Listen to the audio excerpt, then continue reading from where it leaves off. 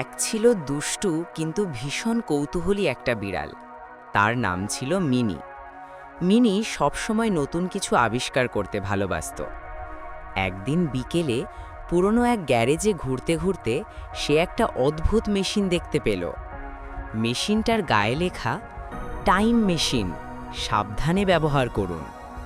Mini ভাবল, Miao, এটা আবার কি?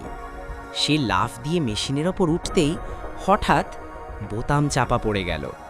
ঝড়ের মতো আলো ঘুরতে লাগলো, আর মুহূর্তেই মিনি পৌঁছে গেল কোটি বছর আগের পৃথিবীতে। ডাইনোসরের যুগ। চারদিকে বিশাল বিশাল গাছ। হঠাৎ মাটিতে কাঁপুনি।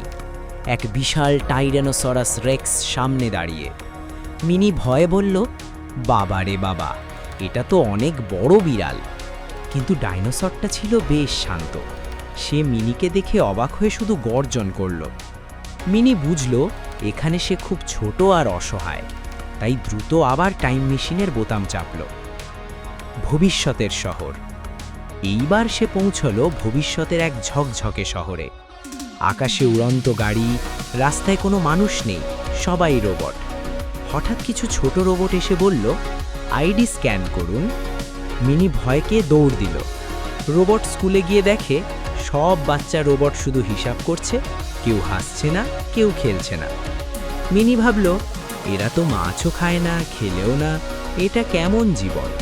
তার মনটা কেমন যেন খালি খালি লাগলো। ফিরে আসা। মিনি আবার বোতাম চাপল। আলো ঝলমল করে সে ফিরে এলো নিজের ছোট্ট গলিতে। তার প্রিয় মানুষটা তাকে কোলে তুলে নিল। এক বাটি দুধ আর একটু মাছ সামনে রাখা হলো। মিনি আকাশের দিকে তাকিয়ে ভাবল, ডাইনোসরের যুগ রোমাঞ্চকর, ভবিষ্যতের শহর চমৎকার, কিন্তু নিজের সময়, নিজের মানুষ সবচেয়ে সুন্দর। সে হাসল, মিয়াও, আর ঠিক করল, ভবিষ্যৎ দেখতে মন্দ না, কিন্তু নিজের বর্তমানটাই আসল ধন, হৃদয়। গল্পের শিক্ষা।